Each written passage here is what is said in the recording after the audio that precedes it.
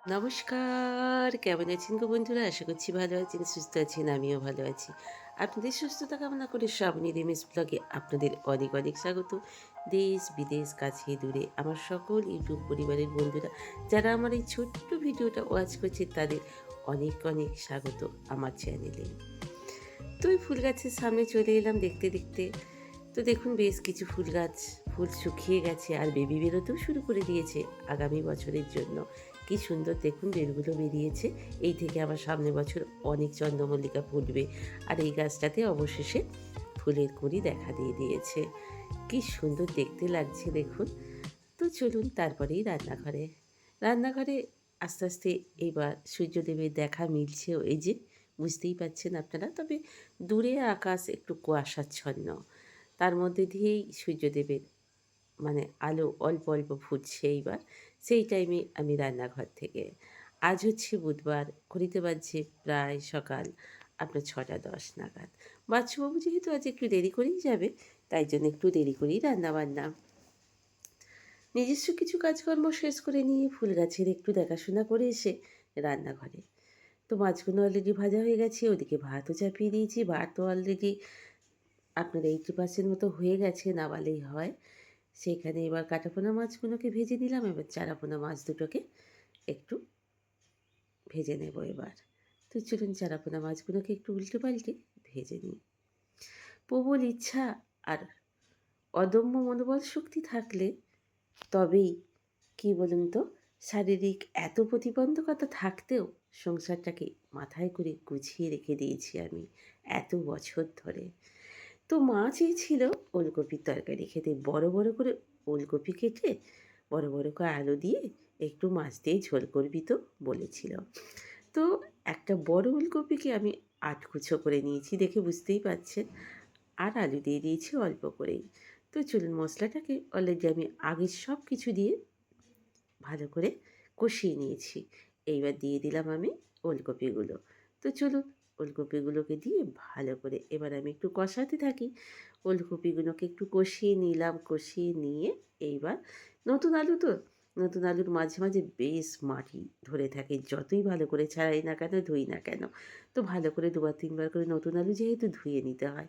এবার আলুটাকে দিয়ে ভালো করে কষিয়ে নিলাম এবং অলরেডি আমি একটু ভাতে মানে চাপানো আছে ভাতের উপরে, আমি একটু জল চাপিয়ে দিয়েছিলাম গরম জল, সেই গরম জলটা আমি তরকারিটায় ঢেলে দিলাম। এবার একে একে আমি মাছগুলোকে দিয়ে দিচ্ছি। চলুন মাছগুলো দিয়ে দিয়ে এবার আমি চাপা দিয়ে দেব।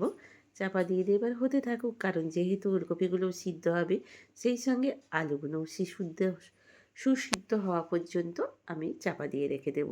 ততক্ষণ ওখানে হতে আছে আর আমি বাড়ির ভেতরে যে ফুলগুলো আছে কুন্দ ফুল, সেগুলো তুলতে চলে এসেছি। বাচ্চুবাবু তো এখন ফুল কিনেই নিয়ে আসে। বাড়িতে কোনো দিকেই আর তেমন কোনো ফুল নেই দেখেই বুঝতে পারছেন। তবে 2-4টে কুন্দ ফুল যা ফুটছে সেটা বাবার মাতে দেয়া ভালোই হয় জানেন তো। তারপরে কি বলুন তো, বাচ্চাবাবুকে খেতে দেবো। খেতে দেওয়ার আগে টেবিলটাকে আমি ভালো করে মুছে নিই। কারণ এই টেবিলের উপরেও রাত্রে ইঁদুর-টিঁদুর সব ওঠে জানেন তো। কখনো সখনো যদি খাবার টেবিলে খাবার থালা বাসন পড়ে থাকে দেখি ইঁদুরের উৎপাত হয়। তাই জন্যেই খেতে দেওয়ার আগে টেবিলটাকে আমি সুন্দর করে একটু মুছে নিই। মুছে নিয়ে তারপরে ওকে আমি খেতে দিই।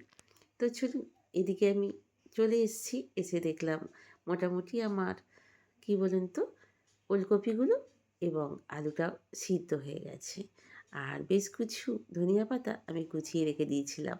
এখন ওই, কি বলুন তো, কসুরি মেথি পাতা বা গরম মশলা ছিটিয়ে তরকারি করতে ভালো লাগে না। যতক্ষণ না পর্যন্ত শীতের এই ধনিয়া পাতা আছে ততক্ষণ পর্যন্ত কেন খাবো গরম মশলা বা, কি বলুন তো, কসুরি মেথি পাতা, ওগুলো তো অফ টাইমের জন্য। এখন প্রবল খেয়ে নেব, কি বলুন তো, ধনিয়া পাতা বাটা খেয়ে নেবো। এখনও পর্যন্ত ফাল্গুন মাস পর্যন্ত খেয়ে তো নিই, তারপরে না হয় অন্য কিছু তো অপশান তো আছেই তরকারিতে দেওয়ার মতো, কি বলুন বন্ধুরা। হঠাৎ করেই তারপরে দেখি শাঁখ বাজছে কেন, ওমা বেরিয়ে দেখছে ক্যামেরাম্যান যাচ্ছে, তার মানেই তো বরকনে আসছে। এখানে কালকে একটা বিয়ে বাড়ি গেছে। তো আমিও ক্যামেরা নিয়ে দাঁড়িয়ে পড়লাম, দেখব বরকনেই বলুন বা নবদম্পতিই বলুন। দেখুন ক্যামেরাম্যানটা এসে আমার সামনে দাঁড়িয়ে পড়ল। হ্যাঁ, এই দেখুন বরকনে আসছে। ও মা কী সুন্দর দেখতে লাগছে নবদম্পতি। কাল বিয়েবাড়ি গেছে। এই দেখুন বাহ! কি সুন্দর দেখতে। দুজনকেই বেশ ভালো সুন্দর মানিয়েছে। বাড়ির লোকেরা পিছনে চলেছেন। তো আজকের দিনটা তো সকলের জীবনেই আসে। তারপরেই আবার ছুটে চলে এলাম রান্নাঘরে। ওই যে তরকারি বসিয়ে গেছি আর চা করলাম ছেলেটা, মেয়েটার, মায়ের জন্য, সকলের জন্য। সেই সঙ্গে আমারও একটু এক ঢোক খাওয়া হবে। এদিকে চাটা বসিয়ে দিয়েছি। তো চলুন, এখন কিন্তু লিকার চা না, এখন কিন্তু দুধ চা খাবে মা। তাই মাকেও দুধ চা দিয়ে দেব। আর এদিকে আমি চাপিয়ে দিয়েছি কী বলুন তো? লাউয়ের খোলা ভাজা।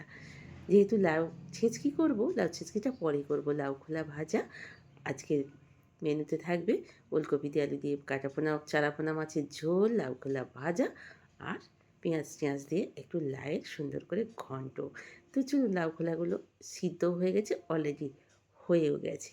তারপরেই ঘরদোর ঝাঁট দেওয়ার পালা। বাচ্চাবাবু সময় মতো খেয়ে চলে গেছে। ও চলে যাবার বেশ খানিকক্ষণ পর, অন্তত 40 মিনিট পর ঘরদোরগুলো ঝাঁট দিলাম। কারণ একটু অসুবিধা ছিল, নিচেই বিছানা ছিল বলে ঘরদোর কোনো ঝাঁট দেওয়া হয়নি। আর ও বেরোনোর সঙ্গে সঙ্গে আমি ঝাঁটটা দিইও না। সেটা আপনারা এতদিন পর্যন্ত দেখেছেন, বুঝেছেন। তো চলুন ঝাঁটপালাগুলো দিতে থাকি। ঝাঁটপালাগুলো যতক্ষণ না দিতে থাকি না, ঘরবাড়িগুলো যেন কী বিচ্ছিরি। যতই ঝাঁট দিই, জানলা দরজা বন্ধ করে রাখি, কোথা দিয়ে যে ধুলো ঢোকে গো বন্ধুরা, আমি বুঝতেই পারি না। যতই মুছুন, যতই ঝাঁট দিন, একদিন যদি না পরিষ্কার করেন তো ধুলোর প্রলেপ দেখবেন আঙুলে করে উঠছে, দেখবেন, বুঝতেই পারবেন নিজেরা।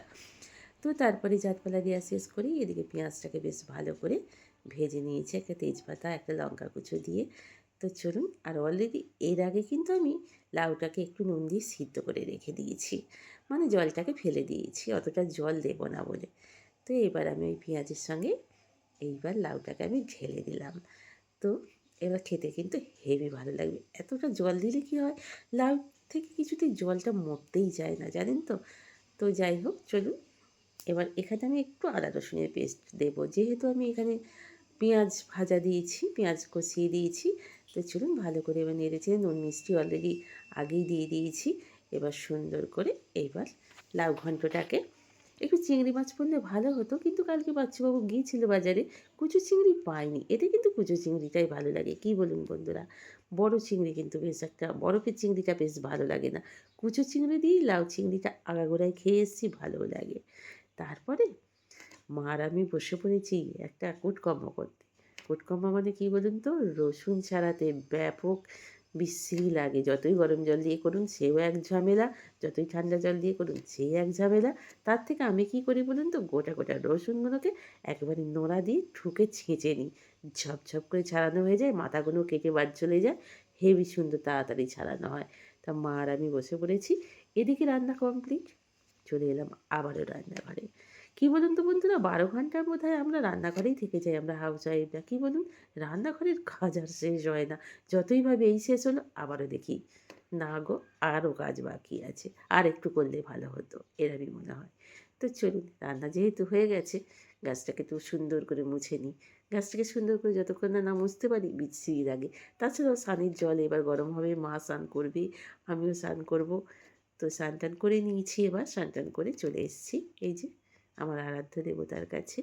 আমার যৎসামান্য যেটুকু জোনে, সাথে নকুলদানাই বলুন, বাতাসাই বলুন, সেটুকু দিয়েই আমার মনে হয় আমার মনের মতো করে সেবা করে আমার আরাধ্য দেবতার।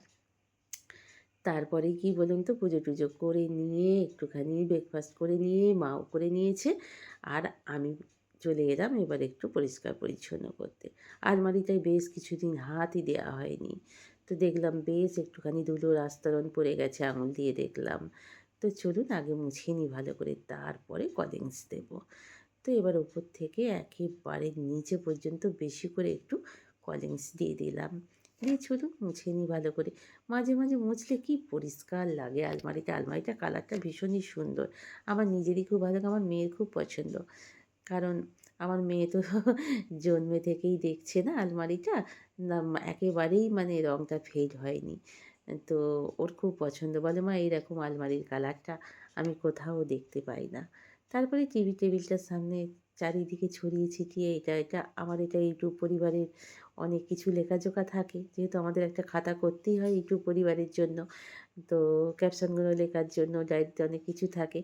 তো চলুন ভালো করে টেবিলটাকে মুছিয়ে নিলাম, মুছে টুছিয়ে নিয়ে যেখানকার জিনিস এবার পরিষ্কার পরিচ্ছন্ন করে গুছিয়ে রেখে দিলাম। আর তারপরেই চলে এলাম, দেখলাম যে অ্যাকোয়াগার্ডের জল একদমই নেই। কারণ এই যে একটা টাইম আসছে, এই সময় অনবরত কারেন্ট অভাবে তখন জল ভরাটা খুব মুশকিল। তাই সকাল, সকাল জল দিয়ে দেওয়াটাই ভালো। কী বলুন বন্ধুরা? জল হচ্ছে আমাদের জীবন। জল যদি না থাকে মাথায় যেন মনে হয় আগুন জ্বলে যায়। ওরে বাপরে! কী হবে গো জল যদি না থাকে? তাই চলুন একেবারে জল-টল দিয়ে অ্যাকোয়াগার্ডটাকে ভালো করে পরিষ্কার করে মুছে-টুছে নিলাম। তারপরে মাকে খেতে দিয়ে দিলাম। ওই যে লাউ খোলা ভাজা, চচ্চড়ি, লাউ ঘন্ট আর ওলকপি আর লাউ দিয়ে চারাপোনা মাছের ঝোল আর একটা স্যালাডে পেঁয়াজ। মাকে খেতে দিয়ে দিয়েছি। তো চলুন এতক্ষণ পর্যন্ত যে সকল বন্ধুরা আমার সাথে ছিলেন, পাশে ছিলেন, আপনাদের জীবনের অমূল্য সময় থেকে আমাকে খানিকটা সময় দিয়ে আমার পাশে রইলেন, আপনাদের অসংখ্য, অসংখ্য ধন্যবাদ। নতুন বন্ধু হলে একটা সাবস্ক্রাইব করে, পুরনো বন্ধু যদি ইচ্ছা হয় তো লাইক, কমেন্ট করে আমার পাশে থাকবেন। ততক্ষণের জন্য আজ এই পর্যন্তই। সকলে অনেক, অনেক ভালো থাকুন, সুস্থ থাকুন এই কামনা নিয়ে আজকের মতো শেষ করলাম। বাই।